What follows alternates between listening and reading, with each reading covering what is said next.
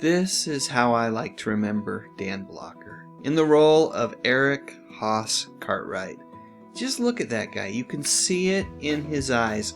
There's a quiet peace there that isn't an act. You don't learn that in drama school. Nope, that's all Dan Blocker.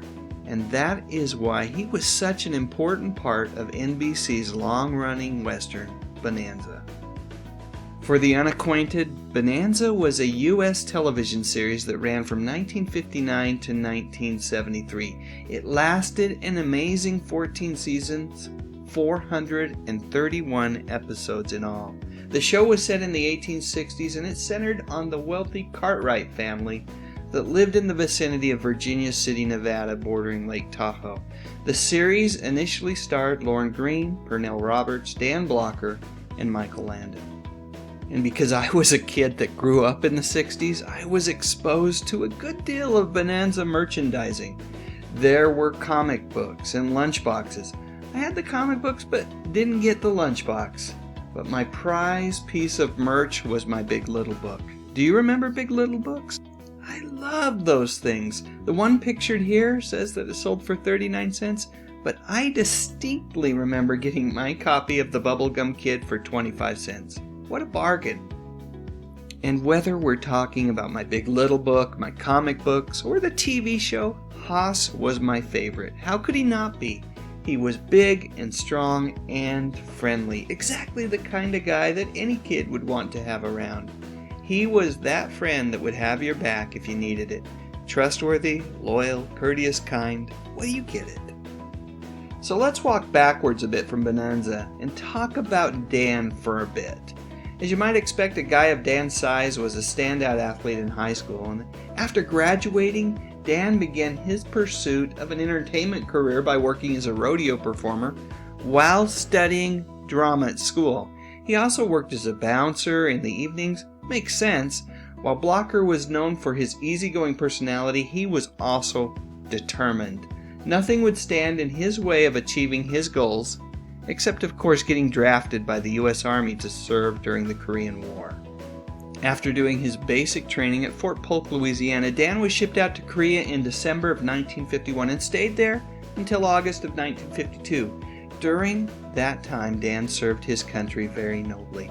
In addition to receiving the Purple Heart, Blocker also received the National Defense Service Medal and the Korean Service Medal with 2 bronze campaign stars.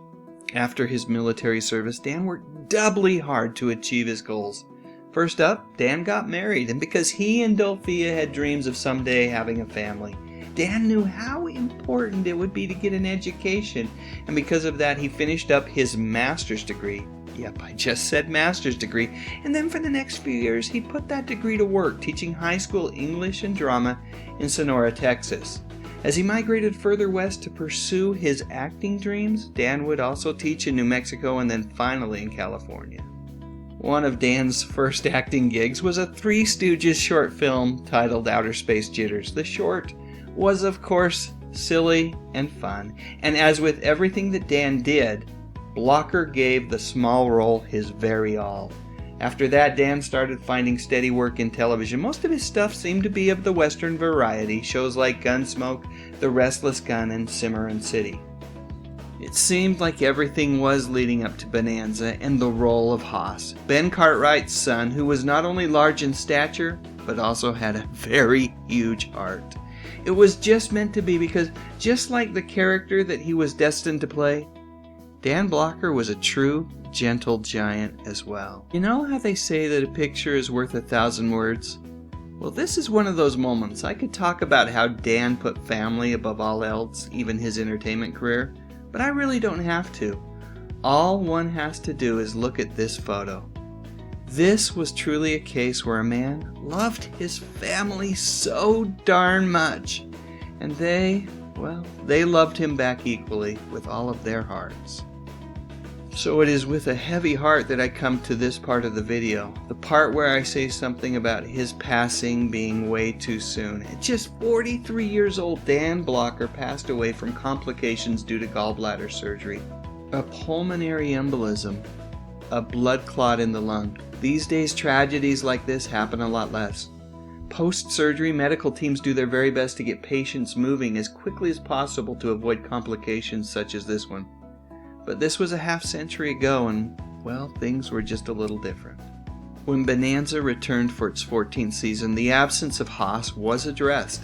There had been those, including Lorne Greene, who really couldn't imagine moving forward. He said at the time, after Dan's death, I didn't see how the show could continue. I said to my wife, that's it. It's finished. However, after a period of mourning by cast and crew for their universally beloved friend, it was decided that his character Hoss would be killed in an accident in an episode on the show. This was one of the first times in television history that a show had mentioned the death of one of its major characters. Ratings for that 14th season, well, they weren't good.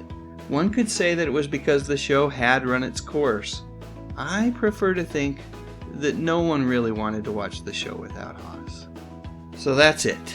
What do you think? Were you a fan of Bonanza the way I was? And in particular, Dan Blocker's Hoss?